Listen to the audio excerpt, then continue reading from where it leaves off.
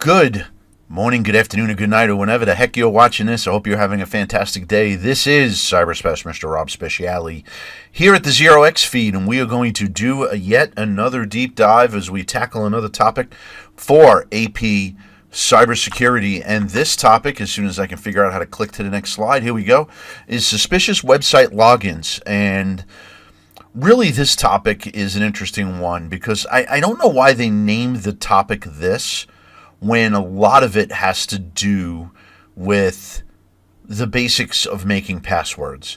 But that's what they called it, so that's what it is. But we're going to talk about that now, and we're going to go through a couple of things about that, and hopefully along the way you will learn some of the things that you should and shouldn't do with the passwords that you use for the 80 billion accounts that you probably have for all your internet services. So without further ado, once again, the topic is called suspicious website logins. And I guess that makes sense a little bit now that I'm thinking about it, right? Because most times people are logging into a website, even if it is the app on a phone that calls a web page or whatever. But we're going to talk about password attacks, vulnerabilities, and how to defend against all this fun stuff. That's what this topic is about, and that is the journey we are about to go on. All right, and now let me move my head. I'm going to put it by the brain over there. I think I like that. Okay. So, there's a big problem with all of this, and it is the common theme with the previous video, right? Humans are the weakest link. Humans are always going to be the weakest link when it comes to cybersecurity. All the technical stuff in the world can be out there and deployed in every firewall and do all the router settings correctly and set your computer up or your system or your network, whatever. Humans will always be the weakest link. So when we talk about authentication or passwords, right, in specific, humans are predictable. I'm going to read it right off the slide deck here. Adversaries know this. We rely on patterns to remember things, creating massive vulnerabilities in our authentication. Some of the habits that people use: familiar names, whether it's a name of a pet, whether it's a name of a family member, if it's a mom or dad, they're going to use one of their kids' names, if they have kids or if they have pets, or a grandparent name, someone else in the family. Significant dates. I will completely admit that I used to do this. Not even, and let me just throw an asterisk. Some of these things are also true of your username. You should not put anything significant about your personal information in your username either. Okay, that's something I preach now. That's not something that I used to practice when I was younger, but I know better now. So there. So significant dates. You don't want to put birthdays, anniversaries of people in your family. Okay, and then you have what they call the standard template. And we're going to go over that in the next slide too, but starting with a word, adding a 2-digit year, and with a special character, right? So I can have Apple, and then 11, and question mark, and make that a password. Computers now, using cracking software, can probably crush through that password in a matter of minutes. Okay? So let's talk about that a little bit. And so here's an example of how I have to move my head. You know what? I am going to make myself a little bit smaller this time. So here is a predictable password. You have the prefix, which is based on a pet's name in this example, Rover, which is easily scraped from social media, public records. If you post on Instagram, oh, look at my cute little Rover. Yeah, people are going to know your dog's name is Rover. Okay? In which case, then they will add that to their list or table of potential passwords that they can try to crack your password for something. The suffix in this case is a 4-digit year, and that reduces the number of guesses an attacker needs. Once they see that you have some type of name or guess that there's some type of name, they can reverse engineer. When did you get the dog? I got it in 2024. I got the dog in 2024. So Rover 2024 is easily something that they can guess. And make part of what they use to guess your password. And that last but not least, we have that lonely little exclamation point at the end. Now, you can look at this password and it says, well, it meets the complexity requirements, right? We have a capital letter, we got lowercase letters, we got numbers, and at least one symbol. But it's in such a predictable pattern that hackers will have a field day with this. Okay? If you follow this formula, automated tools can crack this in seconds. I think minutes, but that's fine. I think you get the point. Right? So you don't ever really want to structure your password this way. And I'm going to put myself in the middle. So Attackers don't guess manually. So unless we're dealing with like a disgruntled employee that's looking over your shoulder and they're just going to try and guess at your password a little bit here or a little bit there in some innocuous way, what we're really talking about are threat actors that are actively attempting to crack passwords at an organization. Let's use that as the context, right? Attackers do not guess manually. They scrape for personal information like birthdays, anniversaries, pet names, and everything else I mentioned before to build highly custom, highly targeted dictionaries. So as you'll learn later on in this course, and something that we do in our CT cybersecurity program, is we use software called John the Ripper. There's another one called Hashcat, where you can attach a dictionary to its guesses and say, try all these first. But when they say a dictionary, it's usually like 1,000 different types of passwords, not like 4 or 5. You're talking, there are dictionaries that you can purchase on the dark web for known passwords that have 10,000 different passwords that are all like on the top list of passwords that people use. ABC, 123, stuff like that. You got people that do QWERTYU, I'm reading off my keyboard now, IOP, right? The first row across your keyboard. All that's bad. Easily guessable. And they put that in a dictionary file, and those dictionary files are freely available. You don't even need to be on the dark web and do something shady to get one of those. Heck, when we use cyber.org for our cyber range in class, they have a dictionary file in one of the labs that does the exact same thing. So you got to really watch for that. And what they do, and as you can see on the slide here, they automate it, right? They unleash tools that they can run several password guesses per second. Okay? What I want you to think about when you're watching this slide and you're going through this in your mind, how would you protect against that automation? There's a real simple way to do it. Some of you may know the answer to that question. Some of you may not. I'm not going to reveal it now because we're not really up to that yet. But I want you to think about that. If someone was guessing and they're doing it at a rate of like 1,000 passwords per second, how can you stop them cold? There's one thing you can do that will just stop them in their tracks. Okay? Think about that. You know what? I'll reveal the answer at the end of the slide deck. How about that? All right. Spotting the indicators of an attack, which is also really important, right? If you suspect something going on, you can go into one of your log files on Windows, and I'll use Windows as a primary example. Everything I'm saying has an analog in Linux, the open source operating system, but I'm going to primarily stick with Windows because it's just easier to describe. And then once we get into the other stuff that we need to learn Linux, we'll apply that a little bit. So in Windows, you can open up Event Viewer, look at some logs, and say, hey, let's look at all the password attempts. And if you have all these failed login attempts during a short amount of time, someone's trying to hack your password. Okay? And it's also unusual times. So if you are working a job where you are working 9 to 5 and you go home and the IT department's like, hey, Rob, we noticed that you logged in at 3 a.m. and then you were doing all this weird stuff. And you can tell them, hey, man, that was me. I was asleep. If you don't normally log in at that time, then network security analysts will sit there and use that as a guide to say, hey, someone's attempting to compromise that account because they're attempting to log in at a totally non-standard time. But remember, time is relative, right? I don't want to go all Einstein on you, but 3:14 a.m. might be the local time, right? Just as they say in the slide deck there. But the hacker could be across the globe, and it'd be a different time where they're at. So remember that as well. Then, of course, we have device and location. A little less suspect, and I'll tell you why. Because you can get like someone's logging in from a weird IP address. But a lot of times these hackers are going to be behind some type of VPN or something that you're not really going to be able to tell entirely where they are legitimately while they're doing this. However, if it is an unknown origin coming from an IP address that you are not usually on that network, that is yet another sign that the account is being compromised. Okay, so you have to look for anomalies. Legitimate users rarely trigger anything that we talked about here. If you forget your password, you're gonna forget it once and then go, oh wait, let me do it again. Or if you can't get it right 1 or 2 times, you typically just go, forgot my password. In which case, then there are security things in place there to do that as well. So here's a real-world scenario, right? And I don't know why the slide deck calls this the Riviera Network, but hey, maybe this is based on something. Whatever. So say you're at home and your home network just slows down, and you check the Wi-Fi router's authorization log, and Apple Internet detection shows this evidence, right?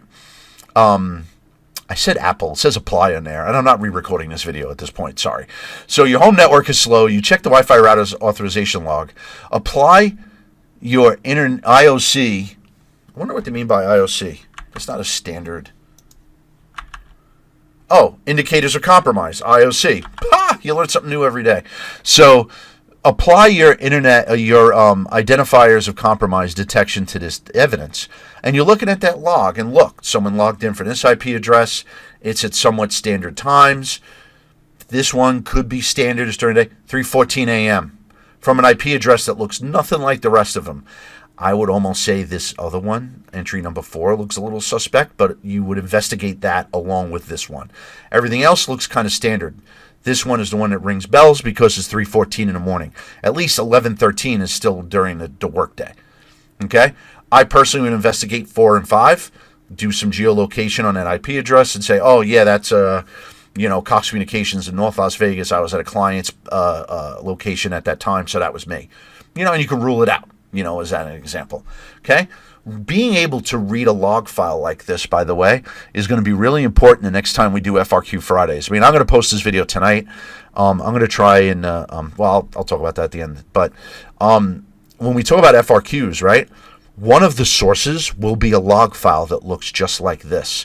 And then what they'll have you do is, this is one source, then another source will be a different log file, then a third source will be something on your computer, and you'll have to put the pieces together to kind of reverse engineer the attack. That is certainly a type of FRQ you might see on the first AP Cyber exam. So being able to read a log file like this, very, very important. Don't worry now if you don't really know what IP addresses actually are. A lot of you probably know what they are, but don't really know why they're structured the way they are. That's in a later class. We don't have to worry about that now. Just know that that is kind of like the logical address of a device when they're on a certain network, or a given network, I should say. So, oops, I went 2 slides. There you go. So we know that says Rover with the lock sign, okay? So I'm going to put myself over that. That password there, short but weak, right? Contains numbers and symbols, but the short length and predictable base word makes it easily crackable. We saw that already. Long, random, unique passphrases equals strong. Forget about the symbols, and I think a lot of companies don't embrace this yet when you look at the password complexity rules. Get rid of the symbols. Avoid names and dates entirely. Make your password really long by randomized words, the way that they have that example right there. From a mathematical standpoint, password cracking software would take a almost impossible amount of time to crack that. Okay? So don't give something an automated device can easily crack. That's the point with all this. Okay? And moving to this model here is, I think, what all companies should do. That's not always the case, unfortunately. But do that. And if you can get away with creating a password like this within the password rules of your organization, no matter what school you're at as a student, if teachers are watching this, whatever your school district you're at, incorporate the length. Okay? Does it make it harder to remember? Yeah. But you know what? We're going to talk about password managers here in a second, so that's going to help. But you want that length, excuse me, take a drink of water. You want that length to be a huge, huge part of your password strategy. Now, they recommend, and what they talk about, and the only reason why I'm bringing this up is because it's mentioned in the CED for the class, is password managers. I don't like them, but they serve a very important purpose, and that's the whole thing, is the uniqueness problem. Humans cannot memorize 50 distinct strong passwords. If you break out a super long password, most people are going to use the same password for multiple sites. Okay? It's just human nature. It makes life easy. You remember your password. When in reality, if a hacker cracks, like I'm just going to use an example, if a hacker cracks your Google password and then knows you have a Facebook and Instagram and WhatsApp or Xbox account or whatever, they can crack everything because now they have access to everything. Okay? So you don't want to use the same password for every service. I get it. It's hard to remember that. But that's why you can have a password manager. A password manager can secure, generate, and store auto-filled strong passwords for every individual account. And really, one of the most powerful things about software like this is that if you have some type of suspicion that one of your accounts was hacked, you can go in there and change the passwords for everything. And it caches it and makes it so that when you log in, it'll fire up the password manager to connect, log in, and do all the authentication for you. So it is convenient. My only reservation with this is that the companies that make password managers themselves are hackable. So if they hack the password manager, it becomes like a supply chain attack where the vendor you use gets hacked, but your data gets compromised. So you take this with a grain of salt. I think it's good for certain people, but I would always stay on top of how that company's doing, how they conduct business, and whether you feel confident that their software is truly securing your passwords. But that does get rid of the uniqueness problem. I can't lie. That definitely helps with that. Mitigation rule number 3, multi-factor authentication. Now listen, I have no good spot to put me here. We know that's a computer laptop with a guy's hand, so I'm just going to do that. Okay? Passwords, typically when you type them in, your password is something you know. When we talk about authentication, and that's either later in Unit 1 point, in this topic or in another topic within Unit 1, we're going to talk about authentication, meaning the different ways you can authenticate. Passwords fall into the category of something you know. If you use biometrics, like you can use your thumbprint or your eyeball, like NCIS, my favorite TV show, you can, then your password becomes something you are, right? If you use a key card to get into someplace, then your password becomes something you have, okay? Right now, we're just talking about passwords, so we're in the realm of something you know, right? Multi-factor authentication just means you put in your password, and then it sends a text to your phone, which is a known entity within your account, to give you a one-time passcode, and you enter that in, and then it's like a double verification that you are who you say you are, okay? Some other ones, I know Microsoft Authenticator will do something where we go to log in, because we use it for our school, that we log in, but I have the Authenticator app, and it produces a number on the screen, and I have to enter the number on my phone so that it matches. And then once it does that, it says, okay, you must be the person who you say you are. So that second factor really represents the something you have category, as they outline here on the slide. But I will say there have been hacks where threat actors get at a company's multi-factor authentication network. And what I mean by that is I believe there was a hack probably about a year ago now, if I remember reading it, where they got at some multi-factor information from a company where they didn't get the passwords, but they got the phone numbers that match to the user accounts. And then they were trying to spoof the phone numbers to get the multi-factor to go to them and not the original user. You see what I'm getting at? So that kind of stuff happens. So I always tell people multi-factor authentication is really important. You should be doing it. All it does is delay hackers. People are going to get hacked. Companies are going to get hacked. Threat actors are out there and things are going to happen. Your job is to slow them down, to make it that it takes so much time that the threat actor gives up because it takes too long to do. Because the longer that they are engaged in criminal activity, the greater chance that they are going to get caught. I mean, that's how you have to look at it, okay? That's how you have to look at it. So, but multi-factor authentication is great. I think that it is a very, very powerful tool. Heck, I know sometimes people even deploy triple-factor authentication with password, one-time code, email verification, whatever. Even if and in this scenario, even if an adversary steals your password, they still can't do anything if they can't ever trigger the second factor to match.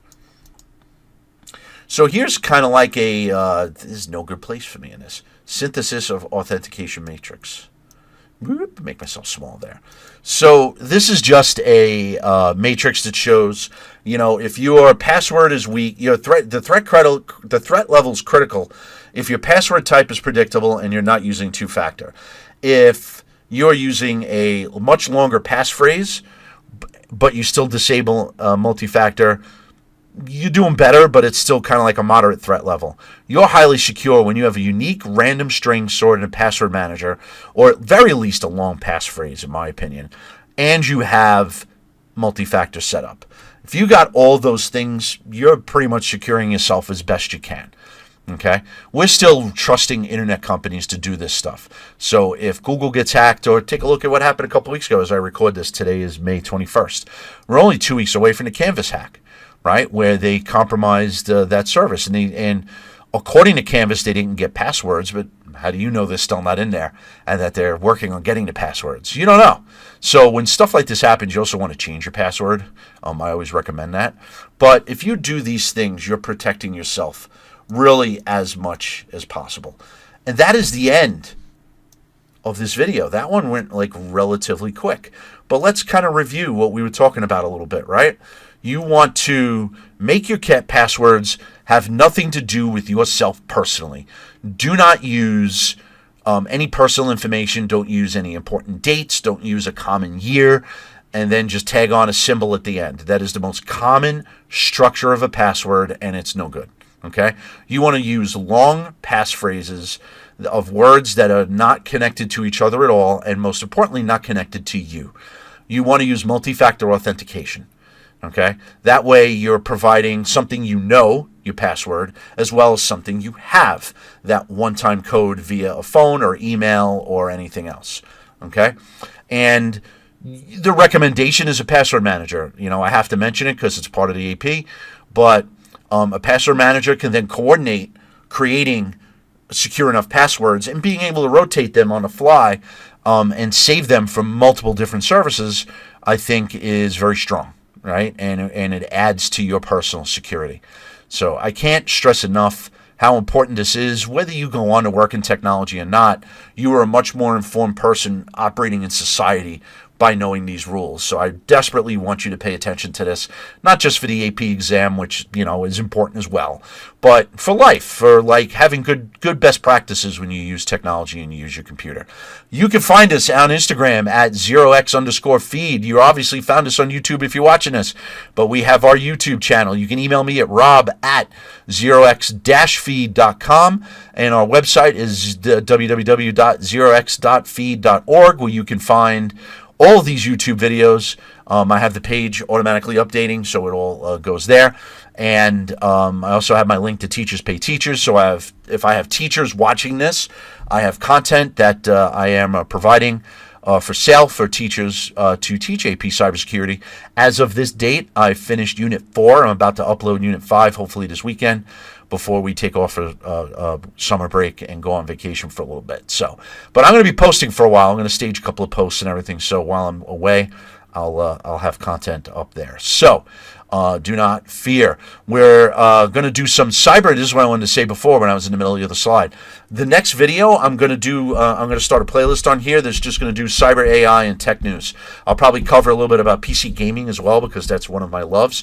We'll do some AI news, and we'll do some cybersecurity news as well. I'll try and mix in some competition and CTF news once in a while with that, as well as just what's new with the government and cybersecurity and what's new in AI. And AI changes like every other day. So like every time I turn around, Anthropic has a new function for Claude. So it's like driving me nuts because they come out with new stuff every week. In a good way, drive me nuts in a good way. But don't sleep on Chat and Codex. I think are great tools as well. I'm starting to warm up to Gemini a little bit, and I think Google has made some strides there. But we need to have a serious conversation. I think one of my news articles is really going to talk about the pushback on AI data centers. I think that's a big thing also. But I digress, and I don't want to go too off the rails here. My students know I wander topically sometimes in class, so we're going to prevent myself by doing that by saying good morning, good afternoon, or good night, whatever time it is that you're there. I hope you are all doing hunky-dory out there in Cyberland, and I will catch you on the flip side. Till then, take care.